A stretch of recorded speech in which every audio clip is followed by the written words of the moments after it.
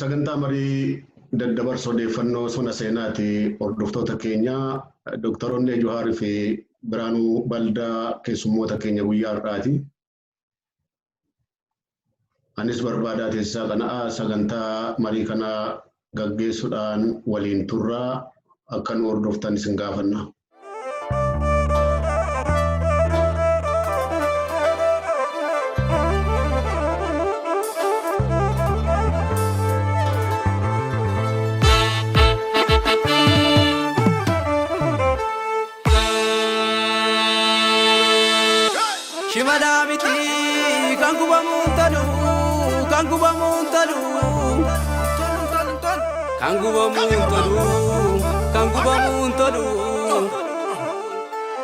Oromoo smiti dammi kooti mati kantu kamuntanu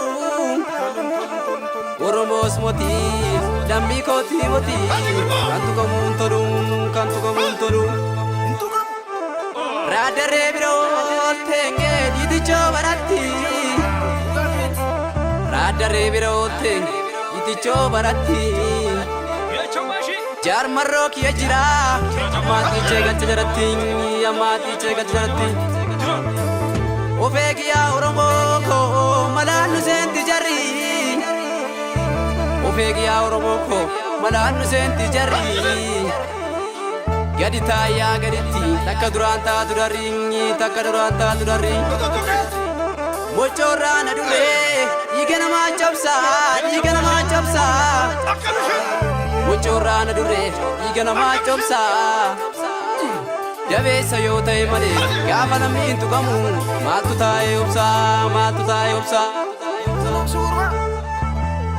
Antu taagarraan arbi kumbii mare Antu taagarraan arbi kumbii mare Jarmarroo duuka bu'ee bagan garaa kees bare bagan keessa kees bare ngimngee bagan keessa kees bare Doktoroonni fi Biraanuu baga nagaan dhuftan. Baga nagaan nu eegde barbaada galatoomeetilleen. Baga nagaan nu eegde obbo barbaada ulfaadhu. Bareedagaa akkuma kan jennu dhimmi uummata keenyaa torbanitti gaafa tokko ga'aa miti mari'achuudhaaf immoo haala jirurraayyee turree walitti deebina. Isin immoo nuufii malee na hundaayyuu waan dhiyaattaniif galata qabdu. Yaada tokko kaafnee ilaaluun gaariidha too marii keenyatti hin seenini. Haa ta'u mata dureen irratti isin affeere dura isin ibseetaniin gara yaadan kaasuudhaaf jiruutti seenna. Mata dureen irratti isin affeere yaada paartileen mormitootaa filannoo dheeressuu dhiisuu irratti marii barbaachisa jedhanii dhiyeessan muummee ministeera Itoophiyaa yookiin paartiin bilchiginnaa jedhamu kuni gara biraatti hiikkatee dhaadannoo fi doorsisa baasee jira. Isa kana mata duree godhannee haasofna yoo yeroo qabaanne doorsisti kun immoo kan kenname adeemsa adda addaatiin wal qabateeti. Pireezidaantiin Eertiraa Isaayyaas bulii 2-3 kana fuuldura Finfinnee akka ture beekamaadha. Kanaanis wal qabatee waan jiru yeroo qabaanne hin kaafna. Yaada kana lamaan jalatti mari'achaa turraa jechaadha. Kan biraa amma wanti seensan barbaade nuti bulii torbanitti gaaf tokko walitti deebi'uun gabaabbate jenna. Yaanni tokko immoo namoonni akka itti kaasanii haala Oromoo harkaa qabu keessatti sooshaal miidiyaa irraa dubbachuun yookiin zuumii kana barri fiddee teknoolojii gargaaramanii baanii dhaadachuun bu'aan qabu lafarratti yoo waa hojjetan malee kan jedhutu jira. Qe'een akkasii dhiyaachaa jira. Qe'een kun gara tokkotti sirriidha. Gara biraatti immoo waan barri fide kana yoo ittiin gargaaramin maal godhuutu danda'ama kan jedhu. Akka biraan ololli biyya keenya rakkina biyya keenyaa qawwee fi ajjeecha duwwaa ta'uu hin ta'in ololatu waa guddaa waa baay'ee hojjechaa jira. Ololli sun immoo dubbachuudhaan ta'a. Kan rakkinni keenya dhimma keenya rakkina keenyas gaarummaa keenyas waan miidhaa keenyas dubbatachuu dhabuudha. Qeeqa akka kana kan dhiyeesse tokko miidiyaa irbuuti, reediyoo sagalee irbuuti. Mee an akka kiyyatti achumaan seenu kanarraa seenuudhaafani dhugaadha yaadni sagaleen irbuus dhiyeesse namoonni tokko tokkos jedhanii sirriidha. Asuma baanee dubbannee gaafa kanarraa buune omattuu jiraachuu baanne yeroo gubuudha. Kan dubbatamuuf waan dubbatan kana keessaa guutuu isaallee yoo ta'uu baate namaa mijachuu baate amma tokko hojiidhaan mul'isuudhaaf. Gara biraan immoo miidiyaa dhaabbata saatalaayitiidhaan deemus haa ta'u akka biraatti deemu qabaachuu yoo baatte waan barri teknooloojiin uume kanatti gargaaramtee dhimma uummata keetii yoo maddate irraa dubbachuun danda'amuudhuma qaba yaada jedhuun qabaasin maal jettu mee gabaabuma daqiiqaa xiqqoo isinii kenneen gara mariisaa har'aaf qabaneetti si seensisa. Laali yoo ana kana gaafattuwaati akkanaan itti ilaalutti akeeka qabnaa hoguu nuti asirra baanu waan irraa dubbannu qabnaa bakka irraa kaanee qabnaa bakka itti gallu qabnaa. Sagalee irbuu sanarratti illee dhageeffadheen ture garuu akkaan hubannaa kiyyatti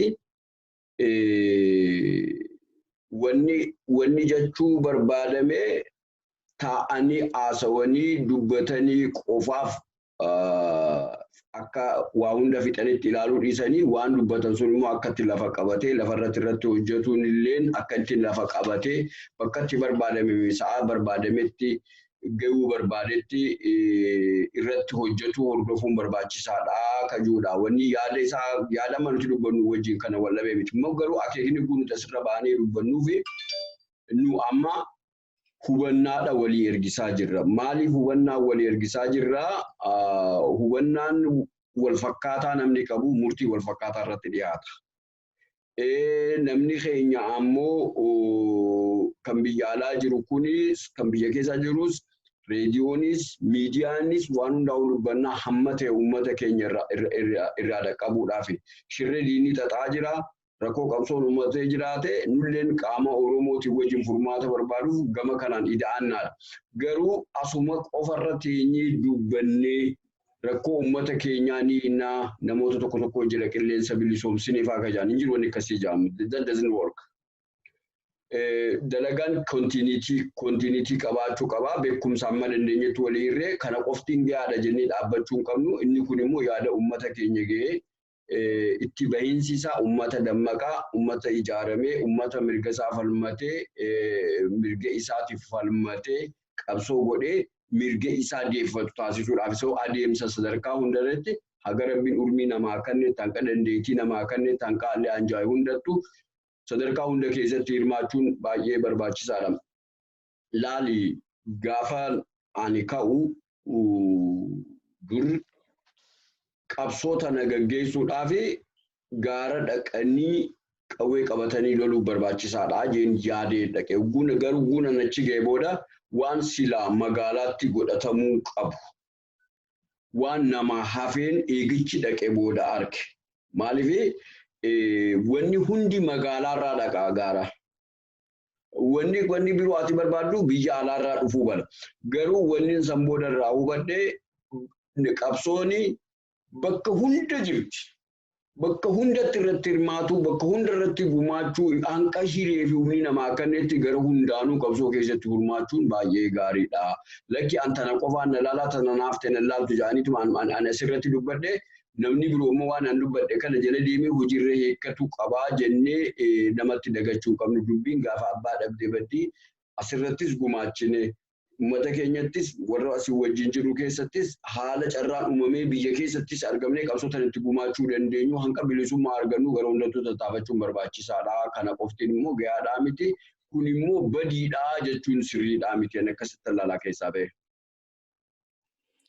Eeyyani obbo Barbaada ulfaadhu waan kana dhiyeessuu kan keetii fi ani garuu dhuguma akkuma doktoriin jedhee waan kana duwwaa odoo hin ta'in immoo sagalee irbuutis baay'ee galateeffachuun barbaada. Sagaleen irbuudhaa argitee dhugumaan wanti uummanni Oromoodhaa qabu duudhaan Oromoon qabdu irra caalaa gadi jabeechee kan argisiisudha kan dubbatudha.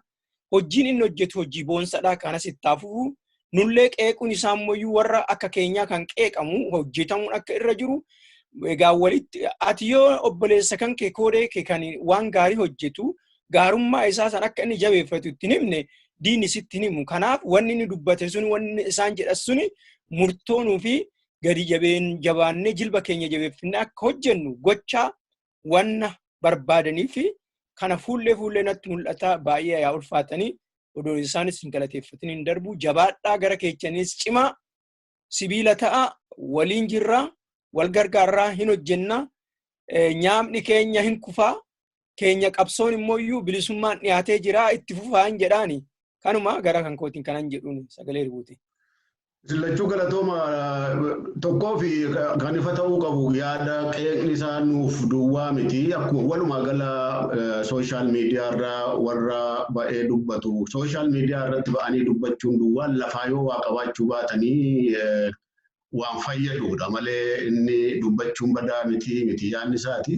Isuma jabeessuudhaaf nullee deebii qeeqasatti deebisuudhaaf otoo hin ta'in waan sagaleen irbuu jedhe suni barbaachisaadhuma sana jabeessuudhaaf garuu miidiyaa irratti ba'anii dhimma ofii himachuun waan hojjetamuu qabu keessaa tokko qaama tokko waan jedhan sana immoo lafarratti buusanii hojii irratti oolchuudhaaf amma danda'an tattaafachuun waan biraa ta'aa jechaadha. Sagaleen irbuus kanuma namuuyyuu akka qabatuuf jedhee nuti irratti kennatan isinii kaase. Haa ta'u yoo dubbii keenya irraattan isinii ceesisaa akkuma quba qabnu jidduu kana dubbiin filannoo darbuu qaba, siquu qaba, lakki yeroo isaatti ta'uu qaba. Mootummaan fulbaanaan booda seermalleedha. Lakki fulbaanaan dura boodas ammas mootummaan akka fe'e gochuu danda'a waan jedhutu jira. Yaada mormitoonni dhiyeessan mari'annuudha. Mormitoonni kan jedhanii amma ammaatti kan dhageenye filannoon hin dheerataa fi hin dheeratuun marii keenya mariidhaan booda murtaa'aa waan jedhu dhiyeessanii. Inni kun dhaadannoo ta'ee haarii ta'ee mootummaan sun paartiin PP karaa muummee ministeera isaatii ba'ee sodaachisaa fi doorsisaa har'aa natti fakkaataa dubbatee jira.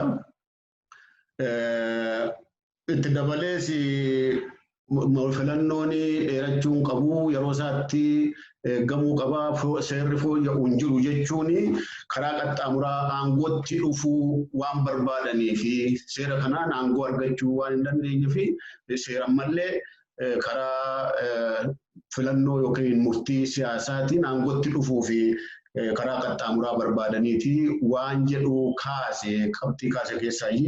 Isaan yoo aangoo gaafatan mari'annu mariidhaaf haa teenyu yaada jedhan kaasanii.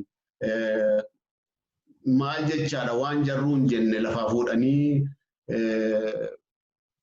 ittiin doorsisuun sababa barbaadu fakkaatu doktoroonni mee?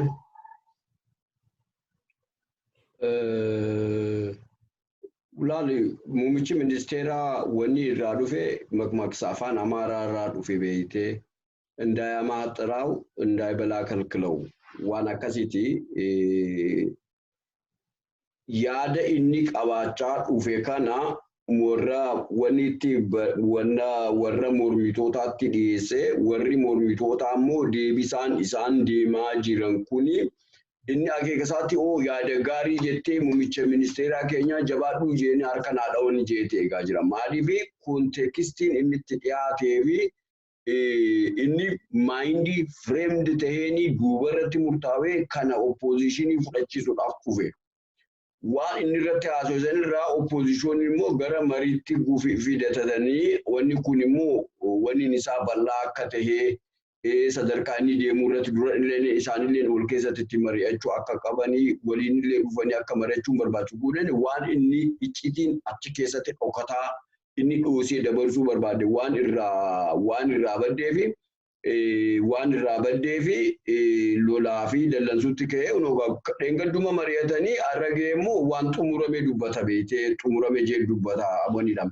Kuni maal nama agarsiisaa muummichi ministeeraa ummata ilaalchi namni qabuunis alatti ummata biyya keessatti rakkoo jiru irraanis alatti dhimma kooronaatiifis dhimma dhibee ummataatiifis cinqamee odoo hin ta'in uummata qofaatu hirriba sadhoowwaa jira. Maali inni mootummaa tahee itti fufuu barbaada. Akka filmaatatti dhiyaatee deebi'ee ol deebi'uun isaa harka rabbii akka jirtu ni beeka. Kanaa jecha riskii san fudhachuu didee wanni inni irraanfate immoo mootummaan seera kophaasaa paartii tokko qofaan kophaasaa dorgomee aangoo gubbaarraa garjala hunda qabatee paarlamaa fi seera hundaan guuttatee murtii atattamaa uummata irratti murteessee humna waraanaa kaayyoo tokkoon ijaaree facaasee amata meeqa booda uummanni dadhabee itti mormee ifirraa facaasee kana keessaa lakki uummanni jibbeeraa waan kana karaa kanatti deemuun namarra jiraatu karaan booda karaa seenaatti deemuu badii kanaan achi deemu kun immoo haala ammaataa keessa nu galcha.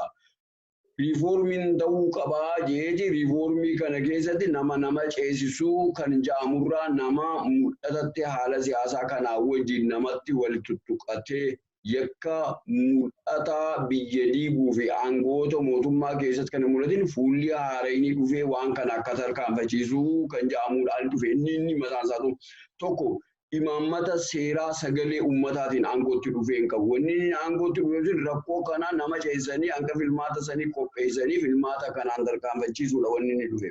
Eega inni dhufe inni maal godhaa ture? Namoota jajjabaa biyyattii san keessa ajjeesuu, namoota yaada isaa fudhatuu danda'an harkaan karaarra deemee xayyaara hundaan guuree aangawootaa fi isumaaf amanamaa namoota hunda bakka irratti guuree arra ammoo seera duraanuu xiqqoon xiqqaawaa dhufe kana sagalee uummatatti deebi'ee yaada isaatii fi hojii inni hanqammaa hojjeteef waan uummanni jiru dhaga'uurra ammallee karaa abbaa irrummaa san filatee deemaa haasawni inni buudarratti guyyaa arraa dabarse kun anaaf muka jiidhaa turte biyyittii suni beektee gaafa inni dhufu sani. Muka jiidhaatu ture. Mukni jiidhaan kuni lakkuma inni haasawuun mana madeessuun goggogaa ture. Muka goggogaa irratti gaaza rapheen kibriituma qofaatu itti hafe ammaan booda wanni isaa zool. Wanni nama agarsiisu muummichi ministeeraa namni beekumsa isaatiinis hubannoon inni seeraafis qabus fedhii isaatii gaditti ilaalaa. Wanni fedhii isaa taate seera qabeessa isaa fi wanni fedhii isaa hin guunne wannidha. Kabajaa addunyaafis, kabajaa ilma namaatiifis, kabajaa seeraafis, kabajaa uumaafis nama qabuu miti. Bifuma ta'een tahee aangoo irratti ba'uu barbaada. Namoonni akka isaa kana yeroo adda addaa karaa dimokiraasiitiin filatanii diktaatara ta'anii lola oofan akka filaniitu jira. Kan biroo immoo wanni inni kun immoo Pireezidaantii Filiippiinii kurnaffaa Ferdinaand Maarqoos wajjin wal fakkaataa haalli itti deemaa jiru. Diktaatoroonni achi gubbaa jiranii nama hedduu humna guddaa kan qaban itti fakkaateeti achi gubbaarraa dhaadatu.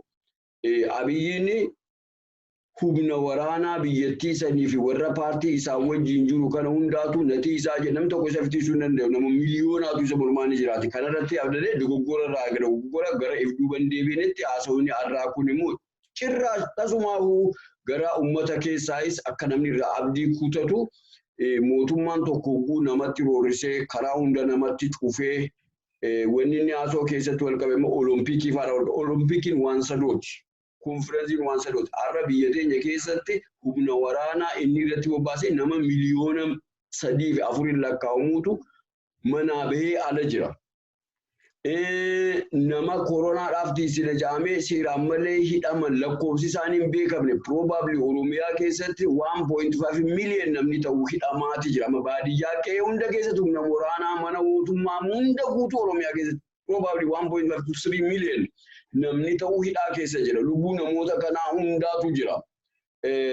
Olaantummaan seeraa dhabamee fedhii tokko fedhii isaa fedhii ilaalcha isaa ummata guutuu biyya irratti hirkisuudhaaf warra kibbaa seera eeggatanii warra Sidaamaa filatanii naannoon Sidaamaa hundumtuu humna waraanaatiin raafamaa jira. Kanaa jecha kun waan Olompikidha wajjin wal qabamuu deemaa jiru miti. Badii isaa laalee baratee dhaloota dhufu biyyattii saniif egeree biroo kannurra akkuma Albashiiritti afaaniin dhaadatee booda immoo takka maneedhaa keessatti takka reeffisaa karaarraa harkifamuudha deemaa. Wanni amma inni godhe kuni waan isa baasuu miti. Yeroo jalqabaadhaaf hegeree fi abdiin namni karaa fuulduratti wanni takkittiin hafte filmaata kana turte. Abdiin takkittiin hafte karaa filmaata kanaatu turte. Isii kana immoo karaa cufaatu jira. Guutuutti bee cufuudhaaf deemaa booda san gaafa sadiin cufame maal wanni inni dhufusanii namni mootummaan tokko karaatti hin baatuun si ukkaamsee karaa seeraa hunda sitti cufee humnaan sitti roorrisee justify kan godhu humna justify godha. Kanaa jecha namni kunis kee karaa irratti karaa qabsiisuu gargaara. Biyyiitti tuni jalqaba Itoophiyaan hanga ammaatii miti jalqaba haala Itoophiyaa addaan facaasuu danda'u bu'uura isaa akka gaarii tolchee Abiyyiin kan lafa kaa'e natti fakkaata. Haasawa isaa har'a inni godhe kanatti. Bareeda Doktoroonni galatoome. Biraanuu Asani muummee ministeeraa irraa kun waa hedduu wal'aa qaba. Waan jedhe keessa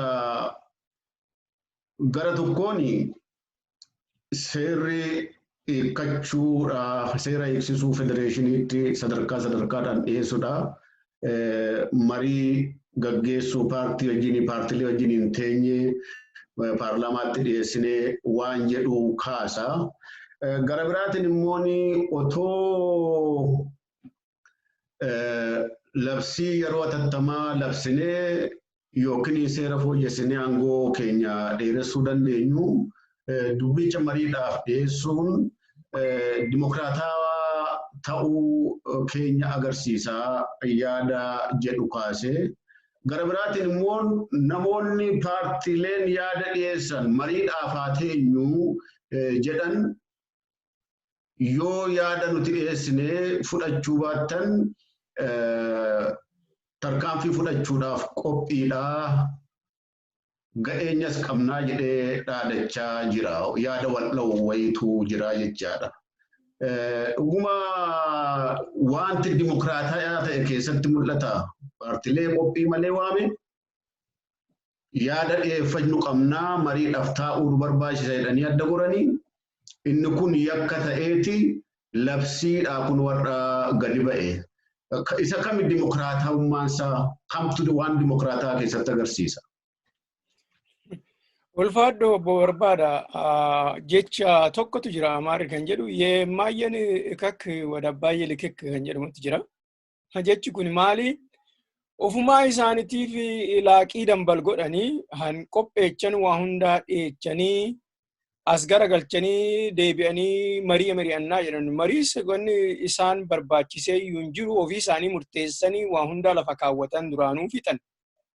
Waan fixan booda deebi'anii addunyaa irratti argitee ragaa argisiisuudha jedhanii paartilee yaaman malee waan hundaayyuu murteeffataniitii dhufan. Ogeeyyii kan jedhanii isaan achi yaaman eenyu akka ta'es hin beeknu. Ogeeyyiin isaanii wayii jala deemtuma isaanii warra isaan miidiyaadhaan asiifachi bubbutee olii gadi fiigu kana yaa ta'u doktoroota fi piroofeesoroota jedhaniitu jiran torban darban immoo waan san xibaaraa turan. Har'a immoo galagalanii mariidhaaf dhiyaannee marii san didanii jedheetoo akkana kan inni shubbishaatoo jiru akkuma doktoreen jedhu muka jiidhaa irraa kara muka gogaatitti achiin immoo deebi'ee gaazii itti naqaa jira jedhee lafa kaa'eefii jira. Haqa yoo dubbannee adeemsi isaa kanuma. Wanni inni haara uummata keenya fi fiduu biyya sanii fiduu wanni tokkollee hin jiru. Yaanni isaa hundumtuuyyuu gaarummaa kan qabu fakkeessummaa isaatiif deema malee saba biyya saniitiif yaadetis miti. Tokkoffaa akkuma waan namni isa filee achi kaa'eetitti paartiin kun tokkoffaa paartii ofii isaatiif iyyuu mirga tokko qabu miti. Paartii kophaati. Paartii duraanii keechaa EPRDF keechaa warra kophaatti ofii isaaniitti of golgoleessanii baasanii EPP jedhanii moggaafataniidha malee leejismentiin ofii isaaniitiif hin qaban. Haqa hoggaa laallee gara dhugumaan immoo seerattii biyya saniititti dhaqnee tolaalle hin qaban isaanuu. Han isaan filen jiru. Ofumaa isaaniitii fi achitti nutu waan kana godhuu danda'a jedhanii inni bulchaas kan jiran beektu dhugumaan hoggaa barbaanne Oromiyaa duwwaadha malee gara biraa bulchaan jiran warri kun. Isaanii bulchaa kan jiranii komaandi poostii jalatti Oromiyaadha fi warra kibbaatti malee namni tokkollee isaan jala akka hin jirre haqa yoo dhugumaan laalle kanuma. Kanaaf warri kuni hojiin Abiyyi yeroo ammaa kanatti hojii ijoolleeti. Dhugumaan wannumti haqaa takkittiin hin jiru. Takka waa'ee mootummaa biyya biraatii dubbata. Mootummaan biyya biraa saba isaa kan jaallatu ani sabni koo kan na filate yeroo kii akka hin dabarsinee fi jedhee sabatti iyyannaa sabni haa taa'u jedhe maaliif sabatu jaallata. Kuni garuu sabnu isan jaallatu. Saba dhiisiti paartiin inni keechaa ba'e UPRD'n diddeetoo qophaa keenyatti nuyi filmaata gaggeessine jechaatoo jirti warri TPLF. Maaliif hundaa qabna nutu naannotu bulcha malee homaa sin galchuu atis achi teechee jirtaa godina keetitti waan barbaadde hojjedhu jechaanii jiru. Egaa amma maali abbaa biyyummaa kan qabu eenyu hanqabu eenyu hin beekamu yeroo ammaa kanatti. Mootummaa miti jarri kun. Mootummattuyyuu lakkaa'amuu warra hin danda'amnedha. Maaliif imaammataa fi keeyyata addunyaa biyya san keechatuyyuu hin guutan kan addunyaa dhiisitiin. Akka waan warra addunyaa bulchuu addunyaa guututi garagalee waan biraa haasa'u har'a hoggaa hubannee tolaalle. Kana gochuu dandeenyaa san gochuu dandeenyaa isaan afaan isaanii qabanii taa'uu danda'anii inni kan yaameef jara kana akkuma dooktoreen jedhu harka akka rukutaniif ture malee asnatti garagalanii dhugaadhaaf dhaabbatan jedheetu hin ture. Na sodaatanii harka naa rukutanii hassanii achi ani wannan barbaade nan godhaadha.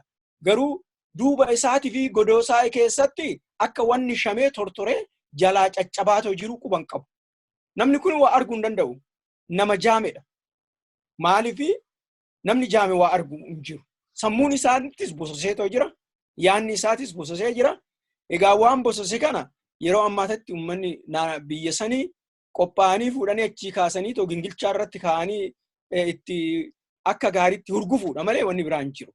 Kanaaf ani gara kootii kanan jedhu wannumti tokko wanni dubbatu waan dhugaan keecha jirtus hin jiru. Wanni argitee seeratti biyya sanii eegetis haasa'u hin jiru. Ufumaa isaa fi asbee raawwateetoo bookkisa. Egaa abbaa irreeti mootummaan abbaa irree sanuma. Akka argitee mootummicha atiinti natti fakkaata biyya Ijiptiidha kana odoo hin ta'in Gadaafii natti fakkaata. Gadaafiidha maal jedhe kill those rats jedhe. Isa san inni amma kaffidaatoo jiru. Ummata kana tuffii ummata kanaa qabu akkas jechaatoo jira. Kanaaf yeroon isaa akka dhiyaate quban qabu ani kan hin jedhu kanuma jaalladha. Gaarii galatooma biraanoo doktoroonni akka Abiyyi jedhutti ogeeyyii danuu fi bilchaatoo dhimma kana qorachiifnee dhiyeessine warri kun mormuu kuni beekumsa irraa toon ta'in wallaaluma irraayi. Warri kana morman yookiin warra beekuu wallaaloodha. Beekaa wallaalumaa filatanii yookiin immoo qilee wallaalumaa keessa kan gadhidhimanii yaada jedhu kaasa. Dhugaadha inni namoota ogeeyyii akkuma biraanuun jedhee namoota isaan filatan waan nuti jennu hojjechuu danda'an jedhamee ogeeyyii seerasaa ta'uu warreen biraa wajjin mari'atanii dhimma kanarratti mari'isisuu danda'u. Warri mormus dandeettii dhimma karaasaa wal fakkaataa warra qabu. Hayyummaa soo ta'ee warra akka hayyummaatti warri siyaasaa soo ta'e akka muuxannoo fi beekumsa siyaasaatti mormu. Warri ogeeyyii seeraas immoo baay'eetu morma isa deeggaree akkana gochuu dandeessa wanti isin dhiyeessitan sirriidha warra jedhuun duwwaa ta'uun ta'in warra ogeeyyii seeraas lakkii kuni nama baasu aangoon kuni asitti dhaabbannaan seerri nama deemsisu fulbaanaan booda mala biraat argachuu qaba warri jedhus ogeeyyii seeraati ogeeyyii siyaasaati hayyoota beekumsa qaban. Akka biyyittii namni san deeggarre hunduu beekan. Namni san deeggarre warri san deeggarre immoo hayyoonni san deeggarre hunduu wallaalumaan qilee keessa gadhidhimanii jedhee ilaalaa fakkaata. Akkamitti ilaalti kana? Akkamitti namni nama deeggarre hunduu beekaa ta'ee namni nama yaada namaa morme lakki sirrii miti namni jedhee. Ogummaan lakki wanti kun sirrii miti jechuu danda'u fakkeenya wallaaluma qilee keessatti lakkaa'amuu danda'a. Hundeen isaa maali? Muummichi ministeeraa nama akka biyyattis lammii hundaattis ilmi namaa hundi wal qixaa namuu biyya tana keessatti qooda qabaa jeeyin amanu fakkeenya fuudhuu danda'a. Yeroo jalqabaa dhufeeti namoonni hundumtinuu akka dandeettii isaaniitti galan taasiseeti yaalee ture yeroo jalqabaa fakkeenyaaf Mahammad Adamoo fudhachuu dandeessaa waan reediyoo isteeshinii itti gaafatamaa biyyattii keessatti illee qaba barumsa illee qaba akkuma addunyaa birootti inni daddargadhaabuu jiru dookumantarii uummata Oromoo nama saamanii fi waraanaa baa'u kana nama godhanii namoonni kanaa faayidaa hin qabnu jennaan zeeforsiin durisaa inni biyya alaatti deebi'ee jira nama lubbuudhaan jiru. Dalagaadhaan dandeettiidhaan namatti hin dhiisanii. Kan biroo naannoo Oromiyaa keessatti argitu kan paarlamaan mormee jiru dabdaabbeedhaan Shimallis Abdiisaa irra kaa'ee pirezidaantii naannoo Oromiyaa amma akka nama mana hidhaa jiruutu amma nama du'a gahii qofaa fi Boo'ichaa qofa kan pirezidaantiin biyyattii namni dirree xayyaaraa dhufu dhaqaa kun immoo lammaan Boo'ichaa qofa mana hidhaarraa gallakkifamee dhaqee nama laalee dhufamu inni argaa jiru. Kanaaf nama dandeettiitti namallee ta'uu barbaachisa. Wanni kun irrina inni cuqqaallatee irra darbuu barbaade sanii jalaa saaxilan. Biyya teenya keessatti ilaalchoota adda addaatu jira. Nu hundumtinuu lammii biyya sanaarratti sagaleen hunda keenyaa dhagahamuudha qaba. Kanaafi beeytoonni inni filate fakkeenyaaf firdibeetti xaqlaa firdibeetti wanni taate burtukaan miidhagsaa yoo ilaalte warri inni jaalatu akka Biraanuu Naggaafaa yoo ilaalte warra inni jaalatu kun Isaayyaas Afoorqeefaa jaalate kan hunda qaxara inni waan isaarraa dhimma hin qabu jechuun waan nama yaada isaati wajjin walitti dhufanii. Kanaa jecha warri paartiin mormitootaa dhiyeessanii ilaalchi siyaasaa isaanii dhiibbaa namatti godha. Amma burtukaan miidhagsaa nama sadarkaa paartii irrattillee yaadatti amanteefillee hidhamaa turte. Garuu amma boodarratti aangoo isin nama seerallee barate aangoo isin seerarratti hin qabne ergamtuu muummicha ministeeraa taate beekaa. Beautiful, wonderful akkuma jaaniin qofata barbaadu fakkaata malee mooralii dur dhaabbattee fi paartii itti amanteef dubbatu sani heera biyyattii san sirriitti hiikuu dadhabdeeti aangoo hin dandeenye biyya jeequmsa keessatti muummicha ministeeraa gawwaa horii kana dura oofanii duubaa godhaan jirtiin. Maaliif mirga sabaa fi sablammootaatti hin amantu isin hin amantu. Maqaa uummata Oromoo dhaga'uu akka hin barbaanne gaafa kan hin bakka buutee dubbatti waa'ee dhimma Oromoo gaafatan waa'ee uummata sanii maqaan atti hin kaasin haa jette. Ilaalchi siyaasaa isii dhiibbaa akkamirratti akka godhu. Tan immoo warra kafatanyaa firdibeet maarree yaame suni warra dhageettii uummata Oromoo fudhachuu hin dandeenye. Itoophiyaa fi afaan Amaaraatiif iskistaa namni hundi baratuu qaba jettee amantu. Kana wanni laman uummatoota farra uummataa tahan biyya teenya keessatti seerota namoo akkanaatiin murtaa'e fudhachuu diduudhaa miti. Fudhachuu diduudhaa miti mamate. Wareegama lubbuutti kafalamuu deema. Wanni muummichi ministeeraa godhe kuni waliin jireenya uummatoota idduu jiraatu isa dhumaati beeki.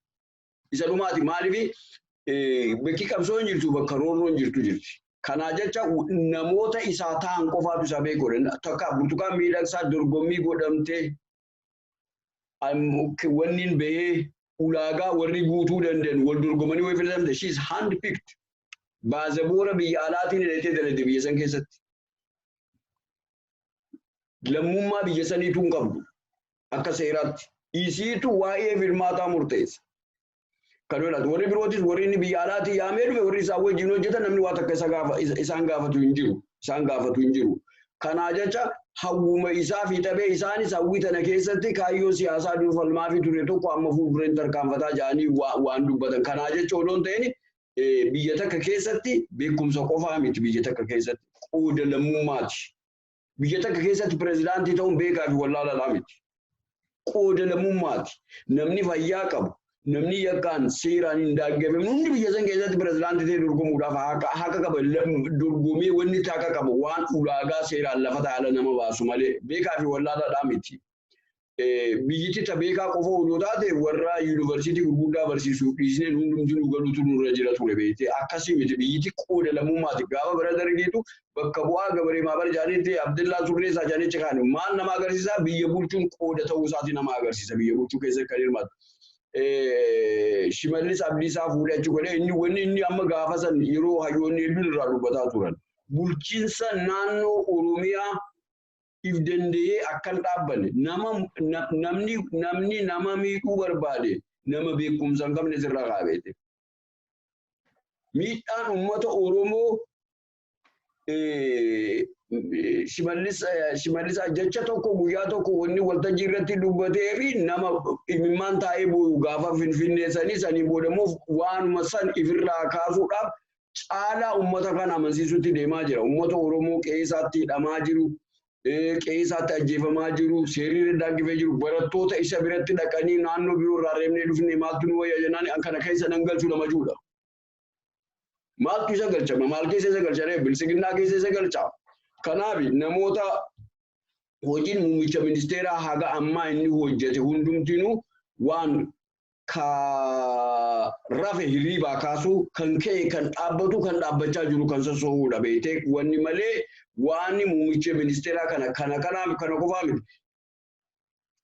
Heeruma biyyattiitu kallattiin gara biyyattiin fuuldura deemtuttu inni if duuba deemaa jira. Inni if duuba deemuu barbaada. Isaa wajjin nama if duubatti biyya harkisan jira malee uummataa wajjin fuuldura deemee hin deemu. Kanaa jecha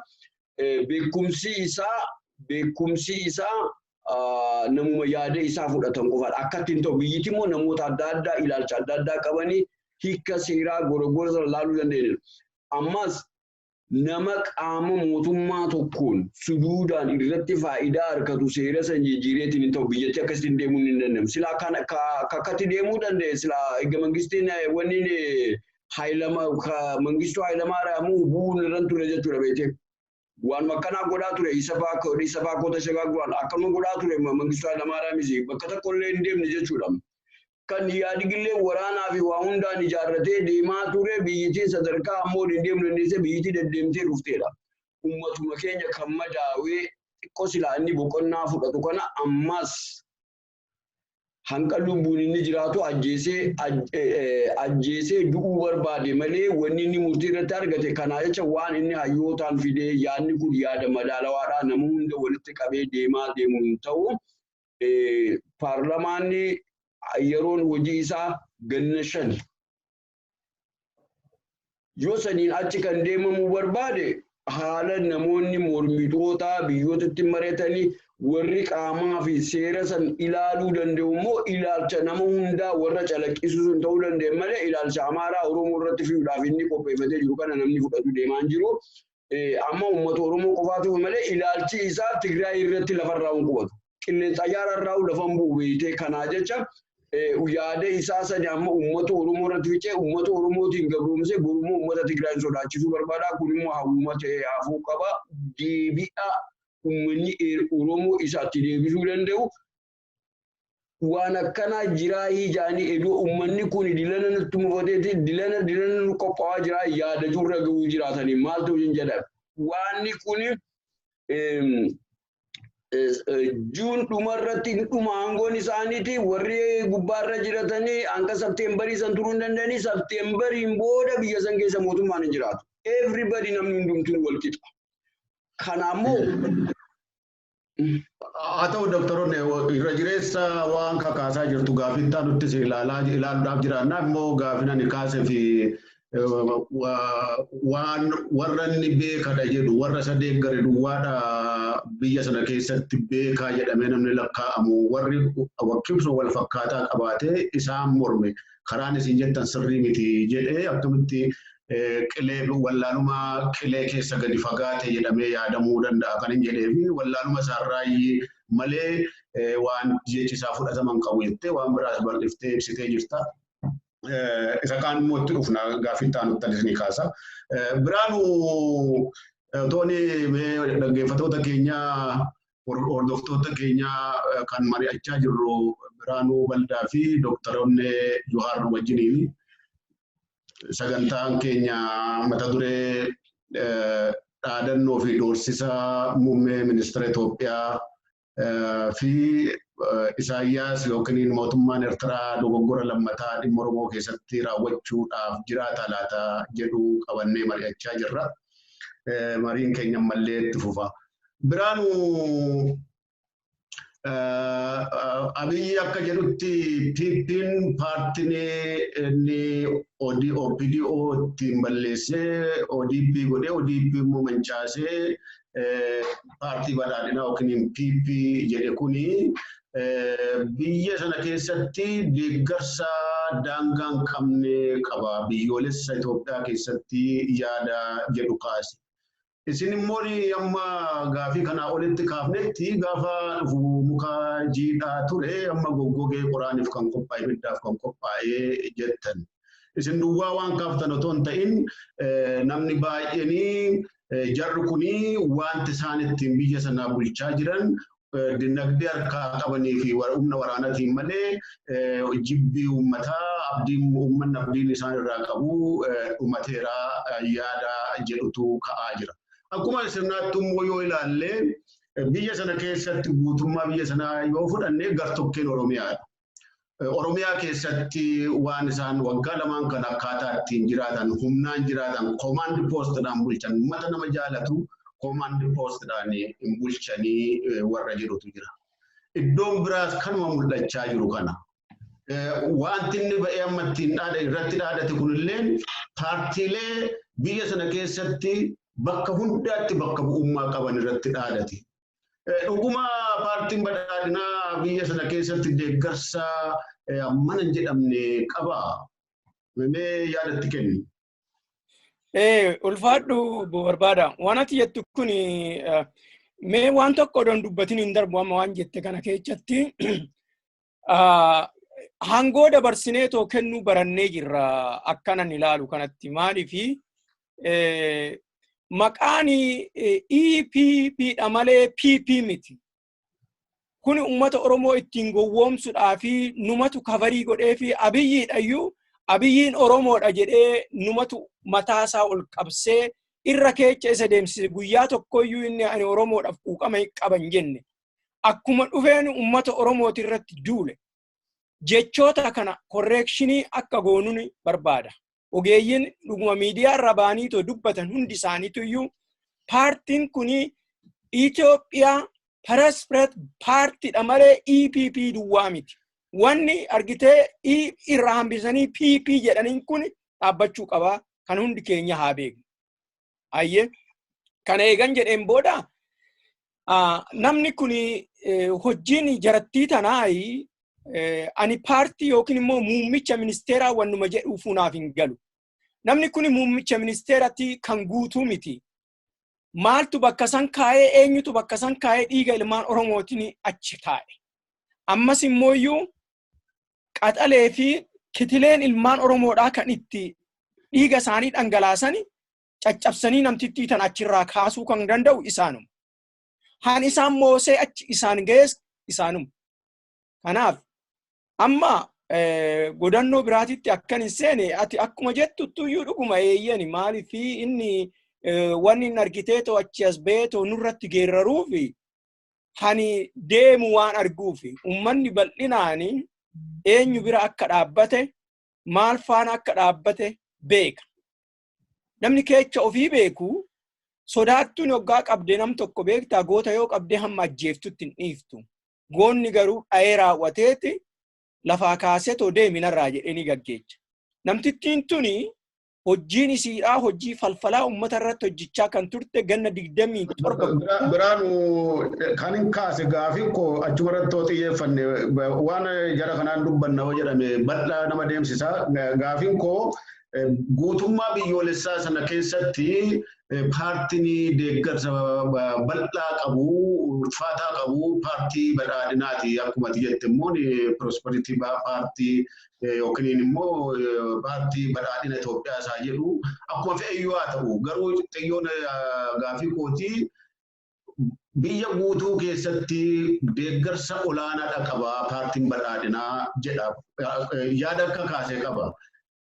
Maal irratti hundaa'a? Oromiyaa command postidhaan waggaa 2 guutuu bulchee nama biyya jaalata uummata nama jaalata command postidhaan bulchanii paartiilee namni nama morman jedhee irratti fincilaa fi dhaadachaa jiru kuni guutummaa biyya sana keessayyii bakka bu'ummaa uummataa qabu. Eessaa madde eessarratti hundaa'a deeggarsi inni baanu kun deeggarsi uummataa inni qaba jiru. Yaa jaallakiyya warri kun warra sobaan muudame sobuudhaaf muudamani. Kana haa hubannu. Sobaan sobuufi sobaan muudamani. Dhugaan isaan keessa hin jirtu. Kanaaf ammas sobaatuma jiru. Hamma har'aatitti guyyaa tokkolleen dhugaan opidiyoo keessatti dhugaan takka hin jirtu. Warri kuni karoorri isaanii uummata kana sobanii bakka hundattuuyyuu uummata adamsanii balleessanii caccabsanii humnaan jiraachisuudha. Egaa bulchiinni biyya sanii eeguma Miniliki eegalee hamma ammaatitti kan jiru harka qawweetini. Eecha jiraa dhugaan eecha jira meenatti maa isinumtuyyuu. Falli kan jiru uummata harkaa eega jedhe uummanni isa jaallatee uummata faana eega dhaabbate maaliif uummata hidhaanaan jette? Uummanni isa jaalalan qabuufi kana waan beekufuyyuu innuyyuu waraanumaan isin bulchaa adabadhaatii taadhaa harka kiyya jirtanii warri magaalaatti dhuftanii magaalaa keessa isin teechiseetoo jiru paartileen biyya alaatii galtan hundi keessanuyyuu harka koo jirtanii ani waanan barbaaden gochuu danda'a jedheetoo dhaadachaatoo jira. Dhaadannoo sun immooyyuu galmaan isa geechi isa jiraachifti hamboruu bariitu beeka jedhe Oromoon. Kanaaf waan isaan dubbataatoo jiran kun waan isaan hojjechaatoo jiran kunuyyuu mirkaneessaa jira. Eechaayi obboleessa kan koo dhugumaan hoggaa hubannee tolaalle Oromiyaan akkumatu jette hoggaa 2 guutuu odoo guyyaa takkalleen komaandi poostiin irraa hin ka'in amma ammaatitti Boorana ta'e Gujii ta'e Heddugaleessa ta'e Harargee ta'e baktoorri tokkittiin uumee bakki nagaadhaa eecha. Akkuma inni lafa kaa'e kanaan dura amantiidhaanis waa hundaa bixxilee lafa kaa'ee ta'uufii dide. Dadhabnaani deebiseetuma komaandi poostitti ammallee komaandi poostiin ji'a 5 kan lafa kaa'ameef Oromuma kana. Biyyuma isaanii malee wanna biraa harkaan qabu. Biyya Tigraay dhaqeetoo dubbachuu hin danda'u xiyyaara irraa gadi hin bu'u jedhe doktoreen haqa. Afaan isaa xiyyaara irratti malee Tigraay keessa taa'ee waa tokko dubbachuu hin danda'u. Biyya Amaaraa hoggaa dhaqeennuyyuu akka maskiida namni deemetoo salaatutti salaata. Garuu achi deebi'ee raawwateetoo waan abbaan ofirratti goobse Oromoon waan ofirratti goobsiteefi numarratti dheekkamsiisaatis numarratti jechi isaatis kan sagaleen isaa jabaateetoo ol fudhateetoo dubbatu numarratti kan ammooyyuu abbaatoof mara jedhe boofni Oromoon dammaquu qabdi. Kana nama kana ofirraa kaasuu qabdi. Kanuman jedhan. Ayyee galatoomii Biraanu. Doktoroonni Abiyyi mimmaan naachaa bo'aa jiras fakkaata. Qoosansaa hin dhumu akkuma Biraanuun jedhe yoon qoose maal godhuudhuma fakkaata jechi gaafi nama dhiyeessuudhaaf jiru kuni jecha isaa keessaan fuudhe.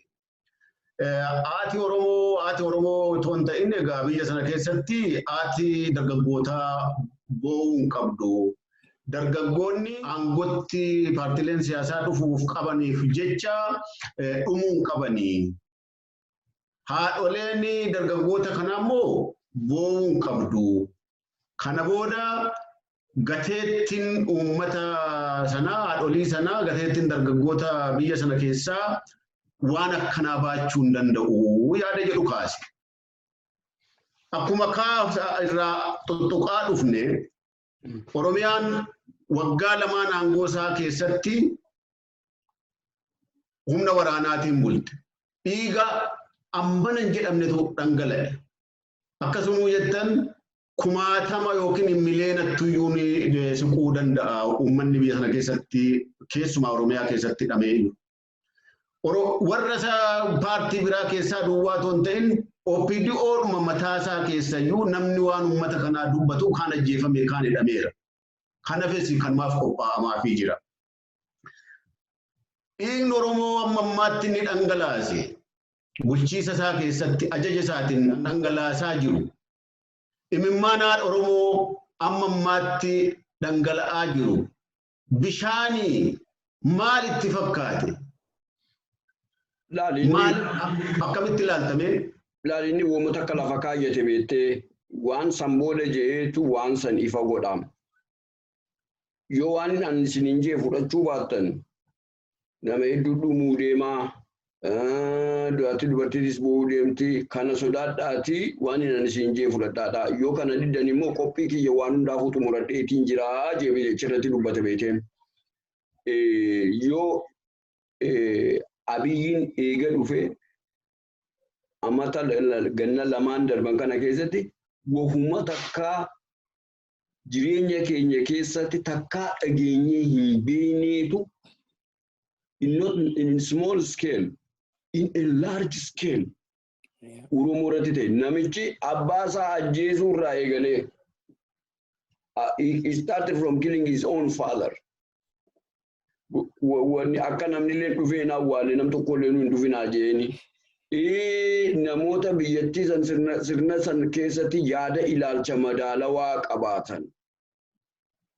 Akkama Jeneraal Sahara Mokonnin sanfaa isaatu ajjeese.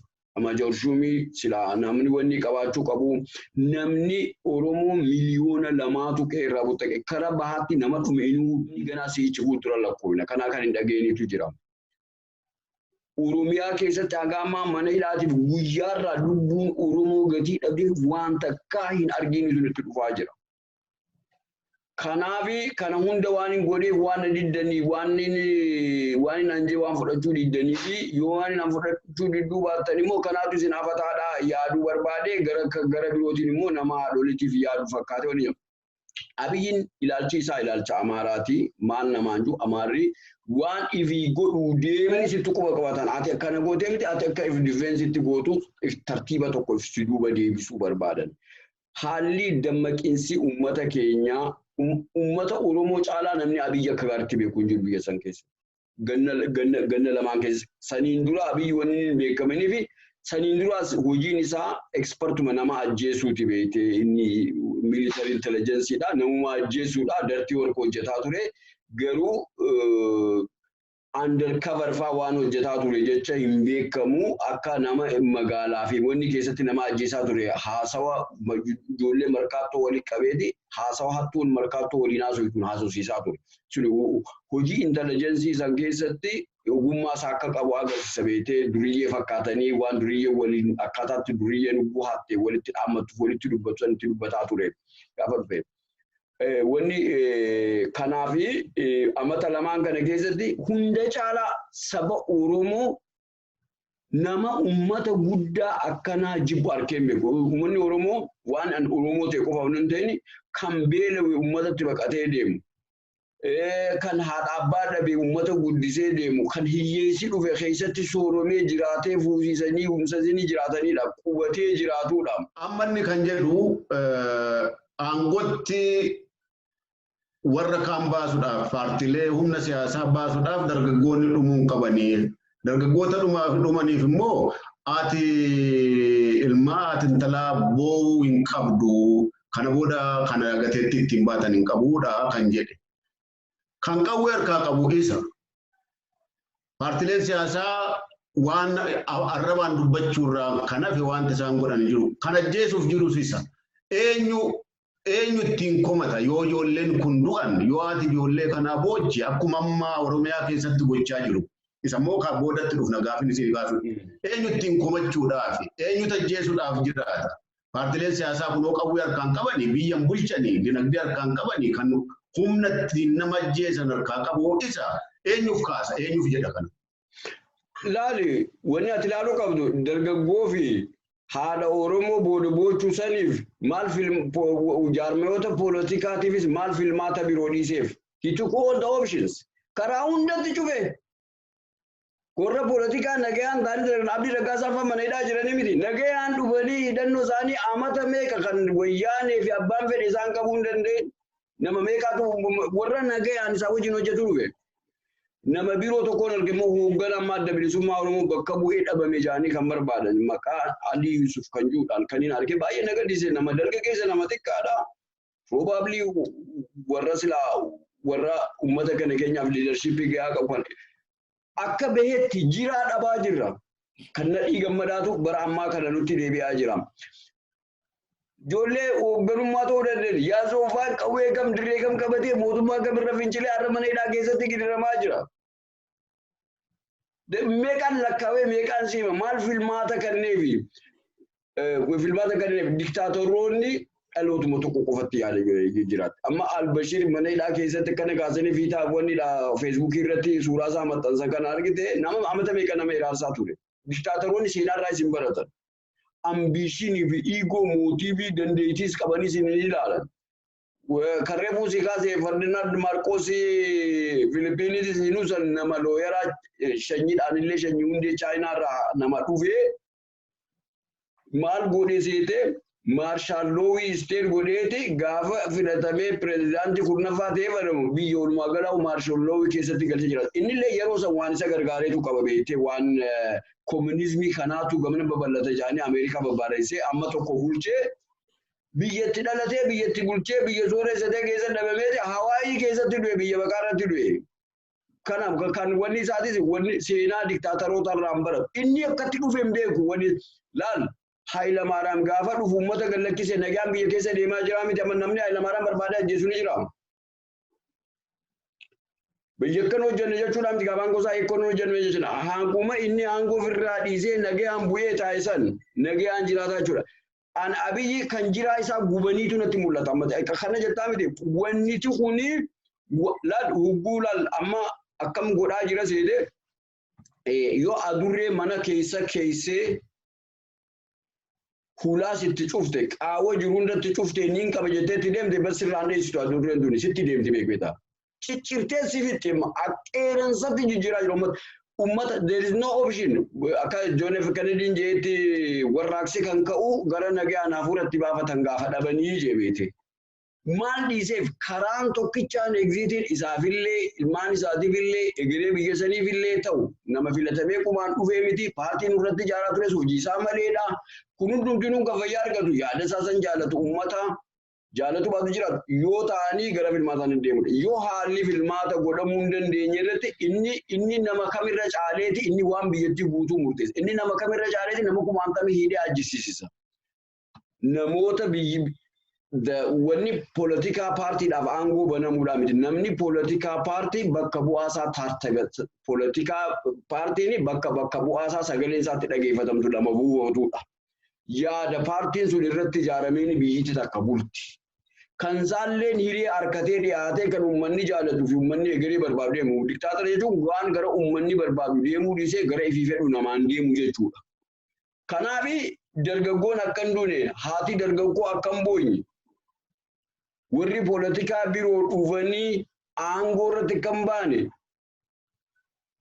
karaa nagayaa hundatti cufee karaan inni dhiiseef karaa san qofaadha malee takkaamna namni uumama ilma namaa irratti jireenya ilma namaa keessatti arrarra boruun hin dabartee abdiin jirtu san yoo jiraachuu baatte namni gabra namaa ta'ee jiraachuu hin danda'u. Yeroo hundaa'u seenaa qabsoo keessatti seenaa uummata rakkoo kanisa guura rakkoon itti ulfaate hin dhohaa uummanni. Gaazarra rafee jira beektu namichi kibriita qabutu irratti hafe wanni takkittiin biyya sanitti hafte karaa namni at least roorroo kanarraa guutuutti hambifachuullee baatanii aangoon itti waliin qooddamee filmaatatti deemamee biyyittiitu ni kana caalaa xinnoo ishee tasgabbii kan argachuu dandeessu filmaanni sun deeme. Namni aangoorra ture riisoorsii mootummaa hojjetaa mootummaa hunda akka miseensa isaatti lakkaa'etti ilaala beekte wanni isaa. Tooftaan akkatti nama bulchan hafeera. Karaan Abiyyiin atti deemaa jiru qeeroon hedduun akka warraaqsa baatu haati dargaggoo booyuu malee filmaanni seef hin jiru. Inninis ni kufaa nama biroo kan aangoo irratti boqommanni fidate immoo siyaasa irratti ba'uusaa dhoofu. Bulchiinsi Abiyyiin eegalame Abiyyiin hin dhumu. Abiyyi waldaa itti mooru Abiyyiin boruu deema. Uummanni immoo dhaabbataadha.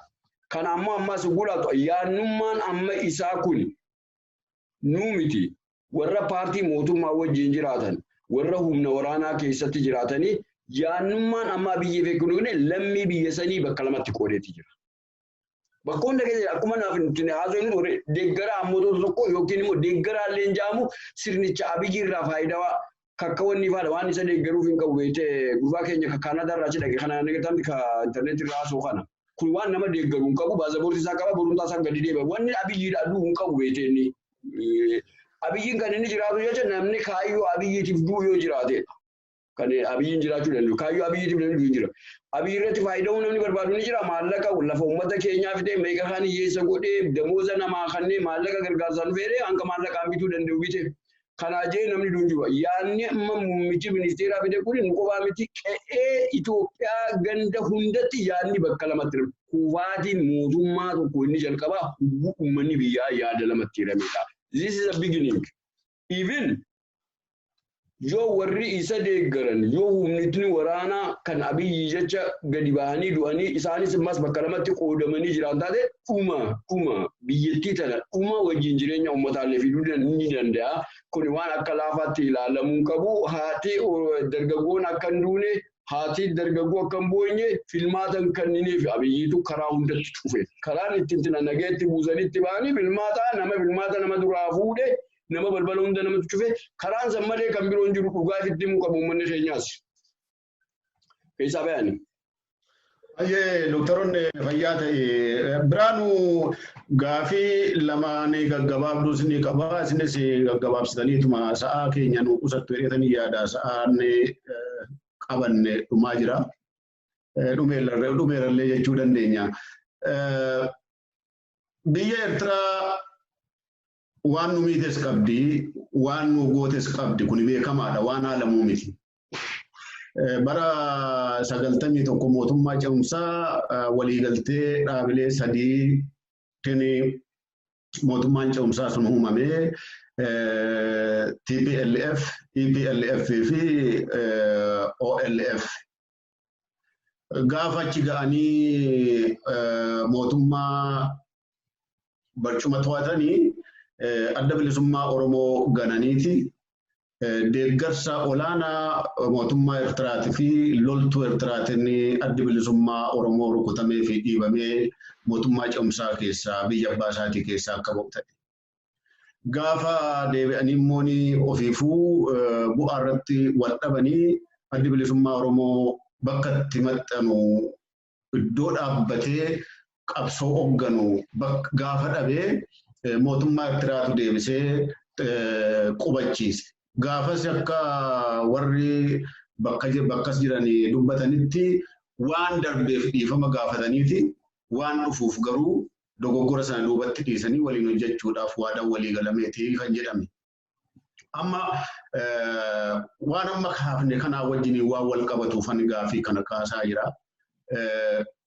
Isaayyaas warqii iddaa Abiyyi aangootti dhufee inni Finfinnee dhaqee Amaariffa dubbatee Abiyyi Eertiraa dhaqee yookiin Asmaraa dhaqee Tigiriffa dubbatee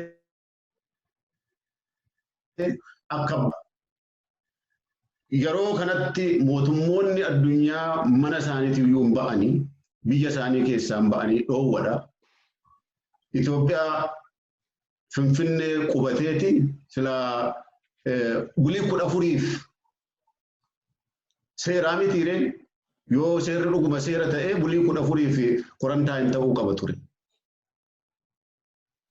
Akkuma dhufetti masaraa mootummaa dhaqee bulii lamaatiin bulii lama ta'ee bulii sadii wajjin mari'atee biyya isaatti deebi'e. Sanarraa ka'ee sana booda Abiyyi ka'ee dhaadannoo ammarraa dubbachaa dhufne kana hundayyuu kan dhaadate. Akka shakkamutti Isaayyaasitu karaa kanatu si baasaa jedhee gorsee jiru. Wanti Isaayyaas duwwaa miti dhugaa warri mootummaa masaraa mootummaatti naqates finxaaleeyyiin Amaaraa warri nafxanyootaas kan hojjetaniif hojjechuudhaaf jiranis kanuma. Eertiraan fi Isaayyaas deebi'anii dogoggora kaleessaa Oromoo irratti hojjetuudhaaf qophii qabu jedhamuu hin danda'ama Biraanu. Wanni Oromoon jettu tokkoon dubbachuu barbaada. Oromoon maal jetti? Nama jibbiteen fanjoo jetti jedhan. Han jaalatteen garuu argitee dawoo koo jetti jedhan. Ani yoomiyyuu warra Eertiraadhaa haala Eertiraadhaa yoggaan hubadhee tolaalu godaannisa malee gaarummaan isaan keessatti akka hin argamneen natti mul'ata. Ani egaa waa'ee siyaasaatti gara siinan kara siyaasatiin natti mul'ata malee dhiifama gaafatee san gaafatee kan jedhu namni kun eenyu? Isaayyaas Afawarqii eenyu? Isaayyaas Afawarqii uummata isaatiif iyyuu nama naasuu hin qabne ijoollee qaxalee kumaatamaan nama lafarraa duguugaa jirudha amma ammaatittu. The toughest dictator in the world. Haa ta'ullee malee hojiin inni uummata Oromootiif hojjete eeyyan akkana godhee kan naan jettu kanatti ofii isaaniitii fi qabaadha nu qabatanii. Adda bilisummaa Oromoo isaan maalii akka tayaashii wanna jedhamu tokko akkasitti qabanii uummata keenya dhimma itti bahuudhaaf godhan malee dhugumaan uummatni Oromoodhaa akka walabummaa argatee uummanni Oromoo olaantummaa akka argatu biyyi suni biyya tasgabbii akka taatu olaantummaan sabaa sablammoota akka walqixxaatu nama barbaadu miti. Isaayyaas Afawarqiitii fi namni ogeenyi tokko kan adda bilisummaa keessa ture wal fakkaatu. Maaliif maqaan Itoophiyaa sun achuma yaatee jechuu anillee garanaan waanan qabu kan jedhu natti fakkaata jarri kun. Jarreen kana karasumatti ilaala. Amma dubbii ati jettetti hin deebi'a. Eeyyee dhuguma Abiyyiin an akkana isa argitee qoma dhiibetoo akkana isa goosisu suni isa san. Garuu abbaan qe'ee abbaa qe'eeti. Oromoon waa hubachuun kan isirra jiru. Namni tokkollee alaa dhufeedha fi wanni sii godhu hin jiru. Ati galma kee bantee kennitee fi wanni Oromoon irraaffachuun ishiin irra hin jire hangoon kan kee ta'uu beekuu qabda ilmi Oromoodha. Biyya kan keetitti laga kan keetitti murteessa si malee nama biraatii miti. Dhiibban fe'ellee addunyaarraa yoo sitti dhufe uummanni Oromoodhaa kan siif ta'u beektee dhaaba qabda paartii miti dhaaba qabda. Dhaabni maalinni dhaaba ABO jedhu dhaaba adda bilisummaa Oromoo maaliif Oromoon bilisoomuu qabdi jedhee kan warraaqsa kaasee gara nagaatirraa gara qawweetitti humnaan deebi'e dhaaba kana. Dhaaba isii jala buutee waraana isiidhaa gaggeeffattee diina isii kan asiif achiitti rom'aa jiru kan ofirraa kaasuu kan dandeechu Oromoo duwwaadha. Biyyi isaanii irratti duuluuf deemanis biyyuma keenya. Hambiraatii miti. Akka laallutti nafxanyaa kan jedhamu Oromoon lisiin jiru bee jaallan Amaara duwwaa miti. Nafxanyaan maali? Hawwii warra Minilik hawwaniidha. Oromoonis kan Minilik hawwitu guuttee jirti. Kana beekuu qaba. Maali jaarraa 16 keessa warra jiraatu, warra bara darbeen jiraatu. Jaarraa argitee isaan argitanii kaayyoon isaanii duuba doktoreen jedhee jira. Gara duubaa deemanii, gara fuulduraatitti hin deeman. Jaarraa 21ffaa keessa odoo jiru, jaarraa 16 keessa warra jiru guuttaniitoo jiru. Fataniitoo uummata Oromootis duubatti harkisanii kara duubaa sanitti amma inni amma qamaqii kan jedhu sun sani jechi Abiyyi yoo Oromoon uummanni keenya kan hubatu ta'e qotee bulaan keenyayyuu kana hin beeku. Namni ogeechi tokko ogummaan isaa biyyaaf sabaa wajjiniin. Kuni garuu waa'ee sabaatis dhimma hin qabu, waa'ee namaatis dhimma hin qabu, waa'ee naamusaatis dhimma hin qabu. Ana kan jedhuudha. Ani waaqa anatu isinii murteessaa jedheetoo dubbata Abiyyi. Egaa Abiyyi waaqummaa isaa waaqa naqeetoo haa dubbatu. Oromoon garuu wal qabattee waan fiddee asiin fiixen geeche kana fiixan baasuu qabdiin jedha. Anuma. Fayyaa ta'e Biraanuu galatoom. Doktoroonni waan nama Biraanuudhaa kaasee itti dabaluu dandeessaa gabaabsitee sa'a keenya akkuma jedhee qusachuudha. Gaaffii itti aanu ibsachumaan sii kaasa. Oduu kanuma deebisnee asirratti muraatu murtee gaariidha beekte. Lakki xumuruuf hin jiraatu walitti kaasee gaggabaabsitanii deebisuu barbaachisa. Maaliif isaan xumurra gaaffiin isiniin kaasu kanatu xumura ta'a. Gaaffiin itti aanu kan ittiin xumurru amma Abiyyi dhaadatee jira. Yoo waan anan jedhe fudhachuu baattanii tarkaanfii barbaachisaa ta'ee fudhachuudhaaf qophiidha. Humna isaas ga'aa qabnaa jedhee jira. Warri inni itti dhaadatu tokko biyya akka biyya sanaatti dhaadate haa jennu malee keessatti waan qabu qaba. Oromiyaa duruyyuun qabatee jira. Itti duulatuma jira, waraanaa jira. Wanti haaraan inni fidu humna haaraa leenjisee ittiin baasu yoo akkuma amma jennu kana Eertiraa irraa humna kadhatee itti dabalate malee. Tigraay of dandeessee jirti, filannoo godhachuudhaaf jirti.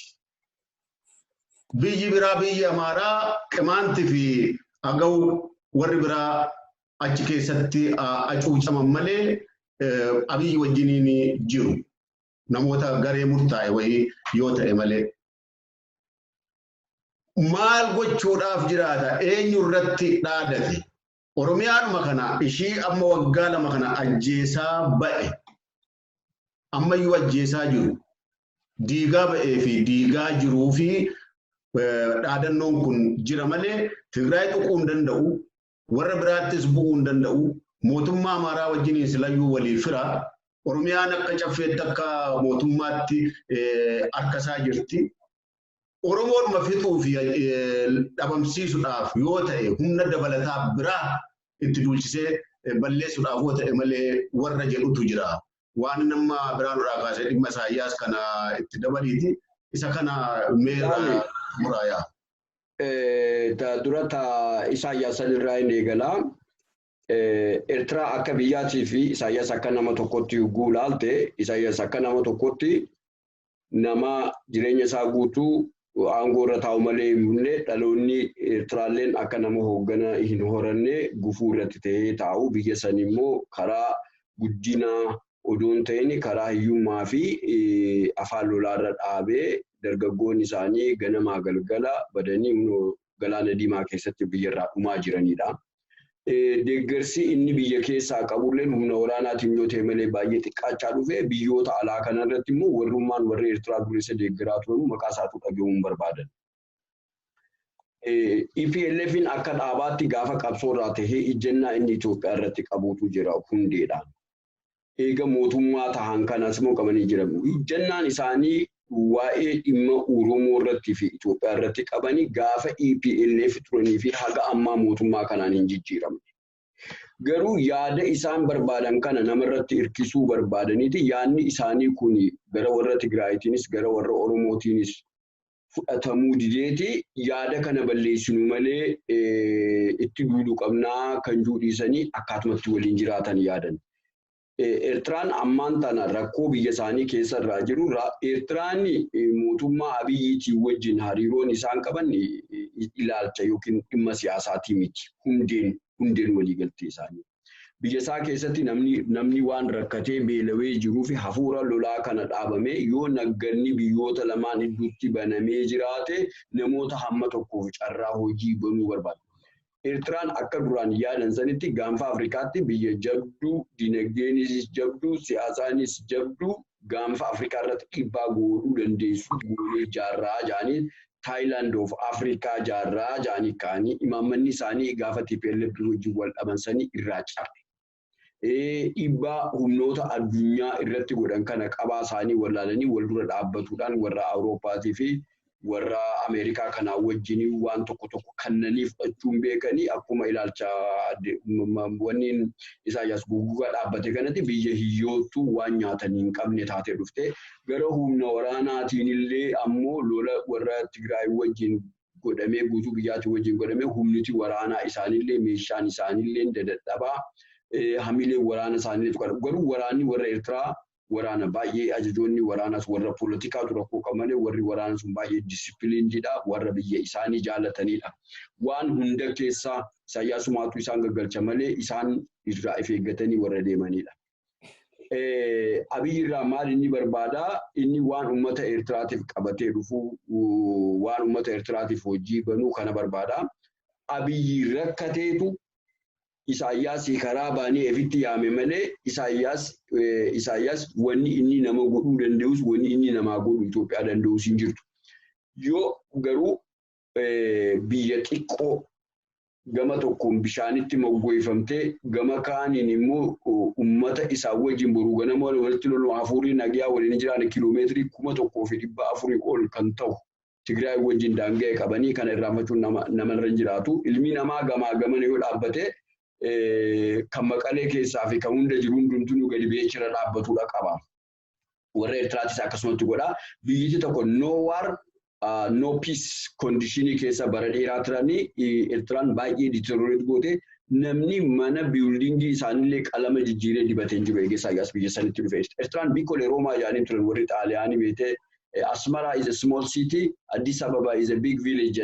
Faranjiin Asmara was well-planned city. When in Isaka Gareth tolfamte kan jettu amma bifta san hundaa'uu hin qabdu manni kanaaf qabsoofnee jaanii argaa isaa jibbanii yeroo hedduu namoota isaa mormuu danda'u hundaantu kumaantamaatu Eertiraa keessatti maneedhaa keessa jiraate innis amma dulloomee hanqanni duumalee sanirraachi hanqanni duufaa hanqanni takkaa'uu karaarraa maqee dadhabee eegaa jira malee wanni inni deeggarsa guddaa qabaatee influensii uummata Eertiraa qabaate Eertiraanis biyya humna qaba. Eertiraan akka pirinsipilitti Itoophiyaan tun yoo waliin jiraatte barbaadan ijjennoon isaanii gaafuma EPLF irraa eegale. Waliin jiraatte barbaadan garuu akkaataan isiin itti waliin jiraattu biyya sabni tokko olaantummaa guutuu irra qabatee ilaalchi tokko olaantummaa guutuu irratti qabatee akkama Amaaraan dhuunfamtee Itoophiyaa sana taatuun barbaadani. Next warri Itoophiyaan gaafa ijaaramte guyyaatti aanu akka Asmaraa irratti lola banan ni beekan. Kan isaan Amaara irraayis amma tokko Oromoo irraayis namoota biroo irraayis gargaaraa turani biyya federaalaa akka ijaaramtu ni barbaadan biyya federaalaa. Bifuma feeteen murteessee biyya federaalaa. Federaalaa jechuun mootummaa kan tokko keetu boosee lola namatti labsi nama Abiyyiin tanaaf gilli ta'e beetee silaa biyya takka taateef maa murteessaa akka federaalaa faguuf Itoophiyaan mootummaa sagalii fi bulchiinsa addaa lamaa fi mootummaa federaalaa qabdi biyyi sun mootummaa 13tu jira biyya teenya keessatti. Inni kan federaalaa sanii laaleeti inni zamana Haayile Sillaaseeti jira akkasumatti kiflaagarii fi woradaatti nama kaalaalaa jira. Gadi guudufte rakkootu dhufa. Kanaaf biyya federaalaa akka jaalladhu Itoophiyaan tokko taate akkasii deema. Biyya Itoophiyaan biyya federaalaa taate Eertiraadhaan wajjin hariiroo nagaa qabaatu ta'uu barbaada. Yommuu hariiroo nagaa Eertiraadhaan wajjin tan qabne taate immoo taqixa Eertiraatti cicciqqaawamanii lolatti banuu hin dandeenye yoo Eertiraatti lola banan Eertiraan ifirraa dhowwuu dandeessu ta'uu barbaada. Yaanni isaanii amma miti gaafuma kun EPLF irra jiraatanu yaanni isaanii kana. Doktoroonni dhimma Eertiraa kan inni isinii kaasee fi wanti naalamne jira. Firoominni fi waliidhaan hojjechuun dhimmi keenya dhimma tokko jedhanii waliin hojjechaa turuun beekamaadha. Eertiraan immoo gantee adda bilisummaa Oromoo TPLF wajjin dhaabbattee sana booda deebiftee immoo dogoggora ture jechuunis waan ifa jiru. Amma Abiyyi deeggaruun Isaayyaas Abiyyi deeggaruu jechaan amma bakki sun biyyi suni Isaayyaas maan bakka buute amma inni pirezidaantii ta'ee jirutti waan hundaa isa godhaa jira waan. Naagalee bargara sanitti nufaasi. Abiyyi namicha waggaa lamaaf uummata keenya ajjeesaa jiru deeggaruu jechaan dhimma Oromoo keessa deebi'anii seenuu miti. Humna qabaachuuf dhiisuun isaa waan biraati. Akkasitti ilaalamu akka Eertiraan akka nama tokkoon Eertiraan akka biyyaatti Eertiraan dantaa qabdi. Dantaa qabdi funni sunis akkasuma qabate. Firii dhaabbataanis diinni dhaabbataanis hin jiru siyaasaa keessatti.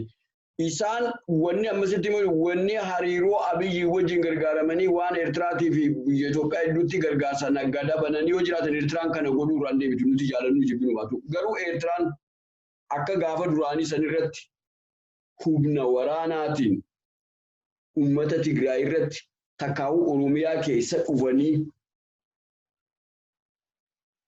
nama tokko qabamanii Eertiraa ta'uun isaanii waraana Eertiraa ta'uun isaanii shakkiin malee yoo murkanaawe Eertiraan akka biyyaatti hegereen isiin jiraachuu dandeessu ni dukkanaa'u fuula duratti. They will stop existing like a country. Ayyee gaara qabxii kanarratti gaara gaafinni itti sii kaase gaafin dhumaa sii kaasetti naachee isaan dhumaa jira. Laali warri Tigraay filmaata kana ni goonaa seeraa fi wani diigamee nu karaa seeraan deemnaa kan jechuudhaani kabajaa keenya fitti deebisuu qabnaa kan jaani uummanni Tigraay kanatti milkaa'uun isaa abdii uummatoota birootiif.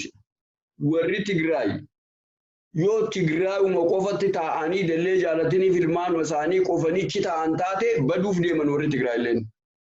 Bilisummaan universal appeal qaba. Tigraay yochi keessatti teessee dallee fijaatee filmaatuma godhattee ustee kan teessu taate next tabaddu isiidha. Tigraay hiree wanni constitutioniin diigamuu Abiyyi kana sagalee wal fakkaataadhaan haala anjawaa waan qaban miidiyaadhaan fi teeknikaanii fi namoota hireen akkanaa irraa qabame hundaa'u gargaaruudhaaf yoo already infrastructure anka ammaan qabaatiin Tigraay gaafa qophoofte Tigraayis baduuf deemti. Akka biyyaatti exist godhuu isaanii dhaabbatan maal akkuma warri Tigree warri Eertiraa irratti godhan Tigraayin hariiroo naggadaa biyyoota gamanaa wajjin fi namoonni isaanii uummata isaaniitiif waa erguu yoo dadhabanii dhibee biroo keessa galte. Bilisummaan gaafan Maandeellaan South Afrikaan bilisoomtu wanni namni hundi gabbateefi universaalidha qaba. Universal appeal qaba. Anumaa bilisoomee jettee deemuun qabdu wayitee uummata kaanis gargaaruu qabda. Maaliif yoo ati gaafa qabxooyte hundi sirra walii galanii dhufani. Tigraay mistake akkan godhe sanatti nan abdadha. Waan ifamaa. Waan uummata Oromoo irratti ilaalchisee Abiyyiin waan ammaan dura godhee ala wanni inni haaree godhuu danda'u hin jiru. Wanni isaa hafe waan uummanni isaa deebisanidha. Uummata kanaatu dhawwamaa ture. Yoo argitee jiraatte labsuma guyyaa inni dubbatee filmaanni kun hin deemamuu kanaan istiraakchariin mootummaa federaala waraanaa federaala Oromiyaa keessa jiru namoonni mootummaa keessa hojjetanii biyyattii san keessatti namni addaan qoqqoodamee jira. Warri duraanuu irraa addaa bahee miti.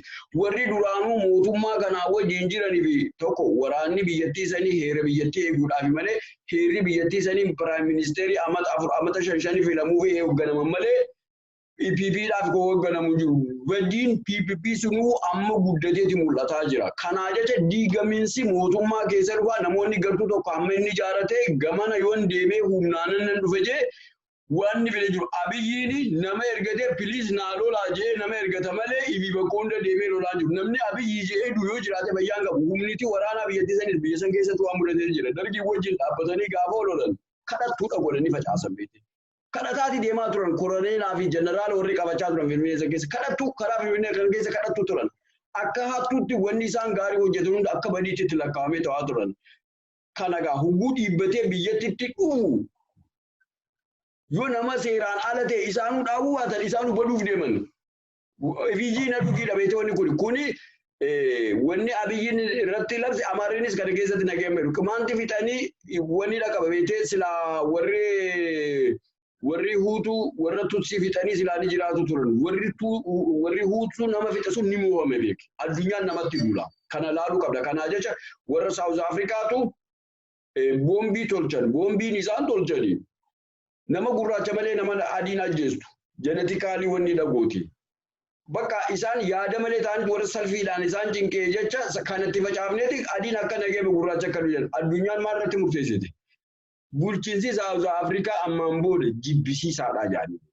Never, it must stop jambe. Ka addunyaan ni kaatee stop godhuu qabdee qawwee sana odoo hojiirra oolfatiin dhaaban mootummaan sun diigamee Maandeellaan ilaalaa pirezidaantii ta'e wanni nama agarsiisu kan. Kanaaf namni Abiyyi jedhuu barbaadi kan sacrifice himself namni biheeraaf du'a, namni ummataaf du'a, namni biyyaaf du'a, namni nama tokko akka keetii nyaatee dhuguu jecha kan waan argee namatti argu kan nama bahaa gara abbaa maatii meeqaa hunda hiyyeessa godhee maatii meeqaa abbaa malee dhabsiisee karaa irratti facaasee namoota kumaan lama meeqa qe'ee isaan jiraatan irraa karaa irratti facaasee mana qorqorroo keessatti guuranii haadhaa fi ilmoon qe'ee isaanii irraa buqqaanii sharmuuta ta'anitti jiraatan nama akkana hiree namaa qopheesse ilmaanuma isaa qaraasifachuu barbaadu. Saduma mataa isaa barbaadu namni du'uu barbaade inni nu du'a kan isaa du'uu barbaadu odoon du'ee jira.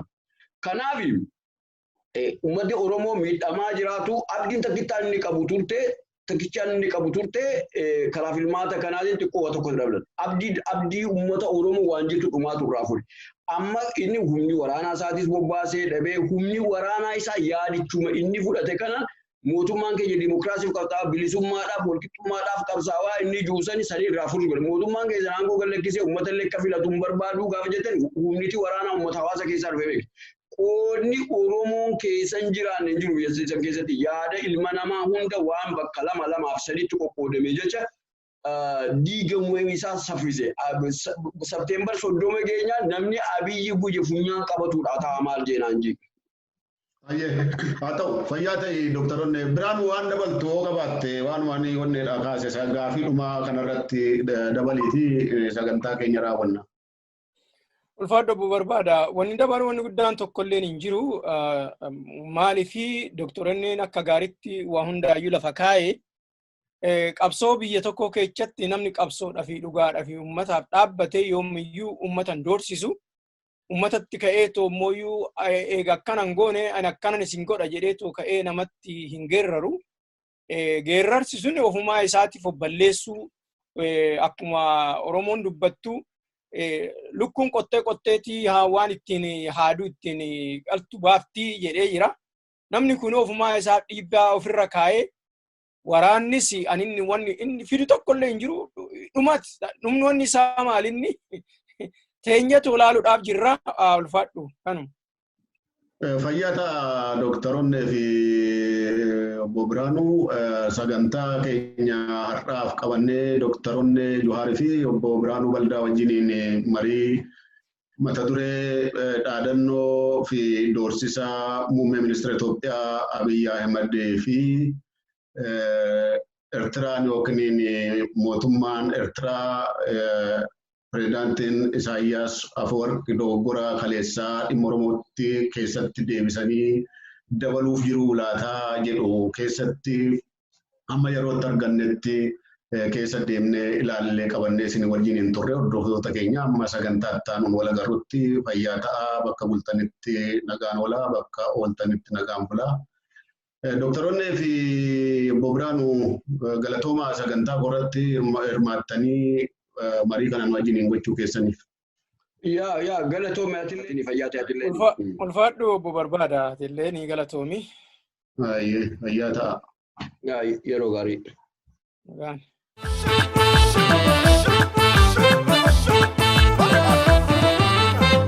Kottume garagalii yaan kooti yan jedhiin duraa saatti gaffadii. Kottume garagalii yaan kooti yan jedhiin duraa saatti gaffadii. Kottume garagalii yaan kooti yan jedhiin duraa saatti gaffadii. Kottume garagalii yaan kooti yan jedhiin duraa saatti gaffadii. Kottume garagalii yaa sobee kottume garagalii arraba kee damma dibbee. Kottume garagalii karaa gattaa mura dubbee. Kottume garagalii waa hedduudha nu sobdee. Kottume garagalii ilaali mee hubadhuuti. Kottume garagalii waan lammiin itti jiru. Kottume garagalii tokko durii arran jiru. Kottume garagalii nagaa kutaan adda hiru. Kottume garagalii ushururuun turin tolle.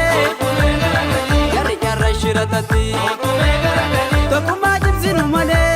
Kottume garagalii numa walitti nuunay. Kottume garagalii yaan kooti yan jedhiin duraa arsaatti gaffadii. Kottume garagalii yaan kooti yan jedhiin duraa arsaatti gaffadii.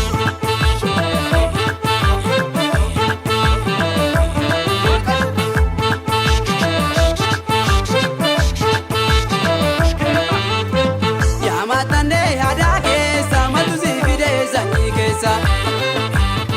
Araaraa jedhee yakka jaarsa arramoo bultuun